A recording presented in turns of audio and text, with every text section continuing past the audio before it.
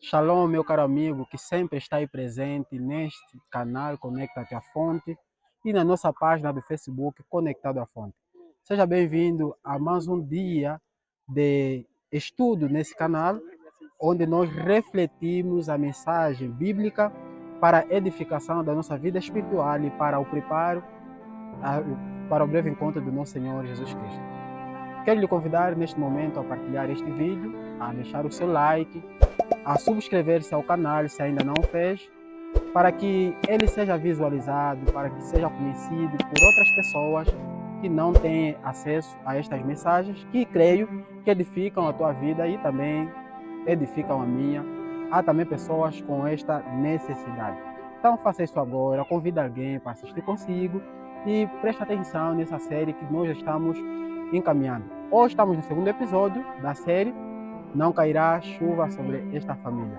No estudo passado nós falamos sobre o propósito de Deus para com as famílias e hoje nós veremos em que família Deus se referia que não cairia chuva, porque chuva nós falamos de bênção. Então podemos dizer que não cairá bênção sobre esta família. De que família se trata? Antes de abordarmos o assunto de hoje, quero lhe convidar mais uma vez em oração. Bendito Deus, nós lhe agradecemos por este encontro virtual. Oramos que o Senhor possa edificar as nossas vidas e tocar em nossos corações para que sejamos restaurados e vivermos para a honra e glória do teu santo nome. Em Cristo Jesus. Amém. Prezado amigo, hoje nós vamos falar sobre o assunto Não Cairá Chuva, sobre a família que não tem cuidado dos seus. Sim, não haverá bênção sobre as famílias que não cuidam dos seus parentes, dos seus pais, dos seus filhos e de todos aqueles que estão sob sua responsabilidade. E eu quero lhe convidar para o livro de 1 de Timóteo, capítulo 5. 1 de Timóteo é a primeira carta que Paulo envia para Timóteo, a fim de orientá-lo a maneira como ele poderia guiar a igreja, a maneira como ele poderia tratar os adultos, poderia tratar as viúvas, poderia tratar os mais novos. E aí o Timóteo recebe a orientação do seu pai na fé, que é o apóstolo Paulo. Então, 1 de Timóteo capítulo 5, verso 8, diz o seguinte: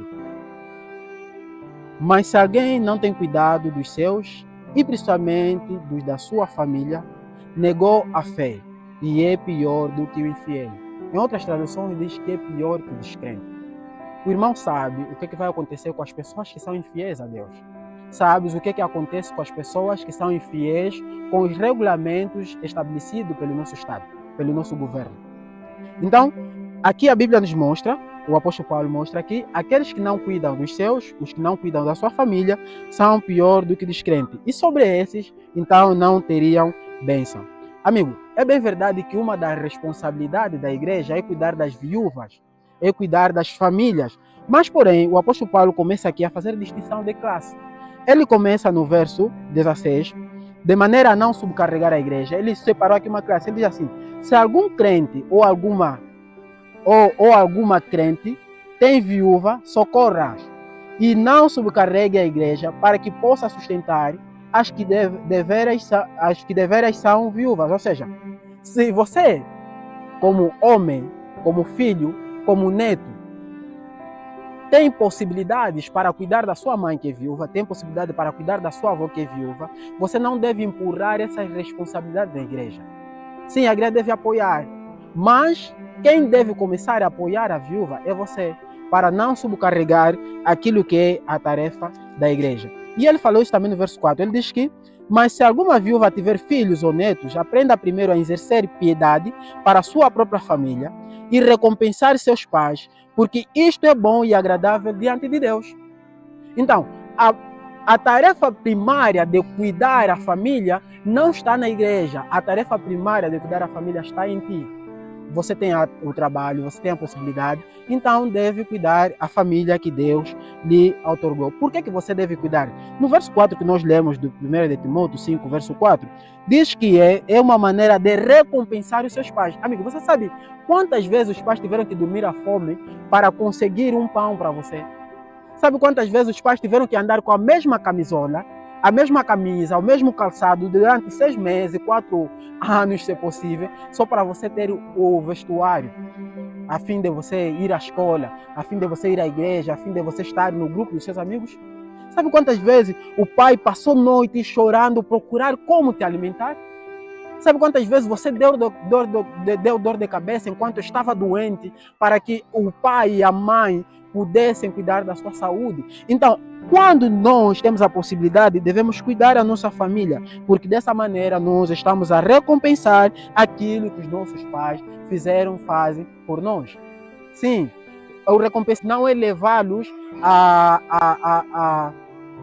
ao lar dos idosos, recompensar aos pais tem a ver com os cuidados. Veja que Jesus Cristo, em Mateus capítulo 15, verso 4 e 5, ele repreende os fariseus, que diziam que não poderiam cuidar dos seus pais porque eles deram oferta na igreja. Olha, que eles deram oferta na igreja, mas o Senhor lhes repreendeu por esse procedimento, convidando-os a cuidar dos seus pais. E também é recomendado ao cuidarmos da nossa família, porque o mesmo livro de 1 de Timóteo 5, verso 4, diz que é para recompensar e depois diz que é bom e agradável diante de Deus.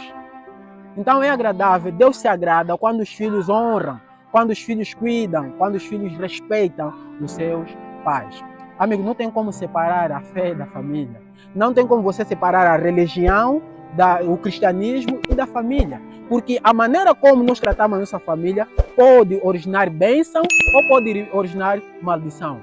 Então, cuidado com a maneira como você cuida a sua família. Porque nós vimos que aquele que não sabe cuidar dos seus é pior que um descrente. Quando o apóstolo Paulo falava de cuidado, ele referia-se aos cuidados materiais. O que quer dizer que os pais devem proporcionar aos filhos cuidados de bens materiais, vestuário, alimentação, deve proporcionar a eles calçados, finança, escola. Assim como os filhos também devem dar isso aos pais, quando tiverem essa possibilidade de o fazer. Sim, o que acontece, amigos, é que muita gente, infelizmente, eles são muito generosos com pessoas de fora. Eles na igreja são bons cristãos, são pessoas que doam, são pessoas que ajudam a necessidade de outras famílias, mas infelizmente abandonam a sua. Você vê que quando recebe a visita na sua família, dificilmente eles dão o que eles comem. Eles compram sumo, compram fruta, põem uma toalha nova, dão pratos novos. Enquanto que quando estão nas refeições normais com seus familiares, o que é que eles fazem? Eles simplesmente dão um peixe não tão agradável aos olhos, dão uma alimentação tão frágil. Não é correto nós estarmos a dar muita importância aos visitantes e desprezarmos a nossa família de casa. A nossa família é a nossa prioridade. E o outro cuidado que precisamos dar à nossa família é o cuidado emocional. O cuidado emocional tem a ver com segurança, irmãos. Tem a ver com confiança, tem a ver com responsabilidade. Veja que Jesus, que é Deus, quando esteve na terra, no momento do seu batismo, Deus falou: esse é o meu filho amado, a quem me compraste. O que o Senhor fez aí é segurar a Jesus de uma maneira moral. Então, nós precisamos fazer isso com a nossa esposa, precisamos fazer com os nossos filhos, precisamos fazer com os nossos pais. Dar aí uma segurança, que quando o pai estiver fora, no momento em que está a sofrer em aflições, então ao voltar ele se sentirá seguro ao chegar nas portas de casa, porque lá há pessoas a quem ele confia. Sim, prezado amigo, nós precisamos também ter o cuidado espiritual. Se nós não conseguimos cuidar da nossa família, como vamos cuidar da família de Deus? Em Atos capítulo 20, verso 28, o apóstolo Paulo recomenda aos líderes da igreja que cuidassem primeiro das suas vidas e depois cuidassem do rebanho. Ou seja, o pai e a mãe devem preocupar-se em ter uma ligação com Deus, tal como nós falamos no estudo anterior, de que o desenvolvimento da família depende do relacionamento que os pais têm. O que quer dizer aqui que nós que somos pais, você que é pai, deve ter um relacionamento com Deus e deste relacionamento promover intimidade entre teus filhos, teus afilhados, teus parentes com Deus. Então nós somos chamados a termos esse cuidado com a nossa família. Prezado amigo e irmão, infelizmente nós negligenciamos essa tarefa. A tarefa de cuidar da família, quer no sentido espiritual, como físico, material e emocional, é a prioridade. É a prioridade. colocarmos Deus em primeiro lugar e colocarmos a família em segundo lugar. Nós somos chamados para isso. Infelizmente, nós abandonamos nosso campo missionário e corremos para fora. Infelizmente, nós olhamos que há pessoas que são bons cristãos na igreja, assíduos, pontuais, mas não cumprem com as tarefas da sua família. São piores que um descrente. Uma vez contaram-me a experiência de um pai que era um ancião da igreja, um homem pregador forte, um homem que contribuía em todas as atividades, ajudava a sarar as necessidades, mas era um homem péssimo em casa. E um certo dia, enquanto ele pregava na igreja, a família chegou aí com um carro carregado carregado com mobiliários. E eles chegaram até a porta da igreja. Os diáconos que ficavam na porta, então, ficaram espantados com a situação. Foram até a senhora para saber o que se passava. E eles disseram, olha, nós queremos viver na igreja, porque queremos ter este pai, queremos ter este marido da igreja. Aquele que nós temos em casa, nós não queremos, porque em casa este homem é rude. Ele em casa não sorri com as pessoas, ele em casa não ama as pessoas, mas na igreja ele é alguém que tem sorrido com muita gente, é alguém que se preocupa com as necessidades, é alguém que visita, é alguém que sabe ouvir, é alguém que respeita. Então nós queremos viver com este pai que aqui está. Meu querido amigo, quantas vezes hoje não fizemos isso? Quantas vezes não nos procedemos dessa maneira? Nos preocupamos em encher a igreja, nos preocupamos em encher os pequenos grupos, nos preocupamos com as tarefas da nossa instituição em que nós somos chefes, mas a instituição que Deus nos delegou continua a sofrer. Procuramos encher as nossas fileiras, mas os corações dos nossos filhos estão cheios de saudades, estão vazios, mortos e sem a presença do nosso Pai. Estamos preocupados em ter do que ser. Hoje, amado, as pessoas não querem mais se preocupar com o que ser com a família, que tipo de família quer constituir.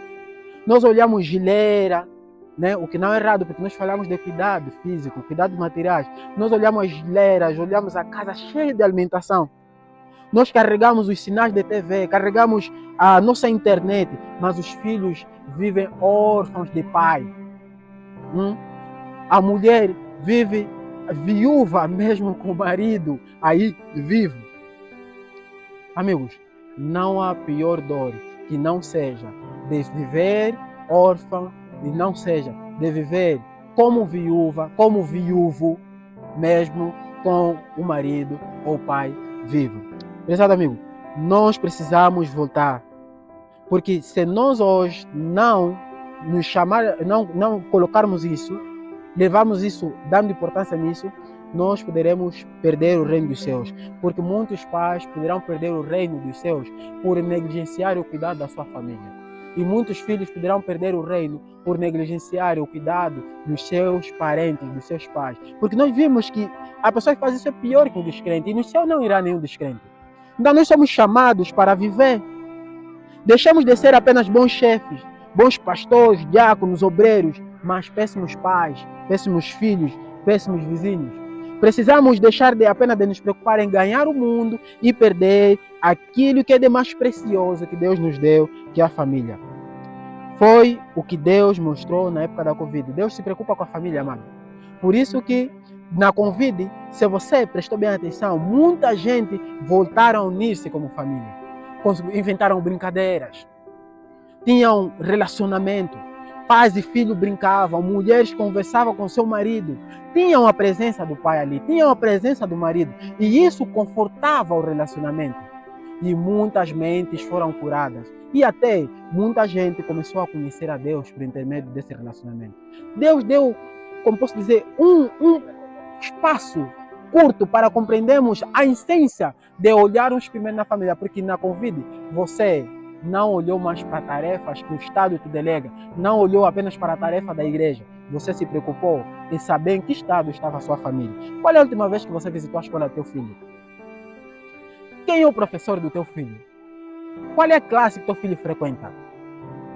Não é possível saber se você não estiver ligado com ele. Você precisa saber o estado da tua família. Amado, se a nossa rotina do trabalho se as nossas preocupações nos levam a negligenciar os nossos filhos, as nossas famílias, nós não estamos cumprindo o plano de Deus, ainda que seja fazer a tarefa de Deus. Se isso nos leva a negligenciar o fruto, as bênçãos que Deus nos deu, que são os filhos, a herança, então nós não estamos a cumprir com o papel que Deus nos delegou. Deus assinala as pessoas que se comportam dessa maneira. Alguns poderão receber bênção e outros poderão receber maldição. Então deve haver equilíbrio. Veja que quando Deus criou o homem, Deus criou Adão, criou a Eva e eles se tornaram uma só carne. E Deus, o passo a seguir, deu a eles a oportunidade de terem filhos. E quando eles uniram-se, de acordo com Gênesis 2, verso 1 e 3, Deus descansou no dia do sábado, abençoou e santificou. Eles adoraram o Senhor no dia do sábado, lá no jardim. E depois, o Senhor delegou uma tarefa a eles, que é trabalho, de lavrar e cuidar da terra. Então, o que quer dizer que primeiro nós devemos colocar Deus em primeiro lugar. Porque Adão e Eva, quando saíram depois de Deus ter o criado, a primeira fase, o primeiro encontro foi com Deus. E depois foi o encontro entre casais. O que quer dizer que primeiro encontro com Deus, depois a família e depois vem o nosso trabalho. Na volta de Cristo, irmão, o Senhor poderá cobrar aos pais as vidas que a eles foram confiadas. E qual será a tua resposta? O que você vai responder para o Senhor? Então, só a bênção, o Senhor só vai abençoar a tua família. Se você hoje começar a colocar a tua família em ordem, organiza a tua casa, cuida dos seus parentes. Porque Isaías 8, verso 18, e eu quero que essa seja a minha resposta, quero que essa seja a tua, por isso eu quero incentivar que você faça isso, pensando onde está falhando a sua família, para que você busque a orientação de Deus e reestruture a sua família. Isaías 8, verso 18, diz que aqui estou eu com os filhos que o Senhor me deu, aqui estou eu com a família que o Senhor me deu. Queres responder isso quando Jesus Cristo voltar? Isso dependerá de ti. A decisão é individual, mas os frutos podem ser coletivos. Por intermédio de um, a família pode ser salva. Não queres hoje lutar por Deus, com Deus, para reestruturar a família e não desistir? Quero lhe convidar em oração para esta decisão. Bendito Deus, nós terminamos com este estudo. Em vez, Senhor, de nós termos maldição, nós oramos que nos ajude a cuidar da nossa família e que as tuas bênçãos recaiam sobre nós. Venha estar com meu amigo que nos assiste junto à sua família. Em nome de Jesus. Amém. Prezado amigo, mais um estudo nós terminamos. Quero lhe convidar, mais uma vez, a se inscrever-se ao canal, a conversar sobre o assunto com o próximo. Se tiver uma dúvida, coloque ali nos comentários. Ou então, participe do nosso grupo de estudo lá no WhatsApp, conforme o número que está passando no rodapé. Que Deus lhe abençoe e proporcione a sua graça, para que tu e a sua família sejam salvos. Paz e graça. Até lá, nós nos encontraremos de novo.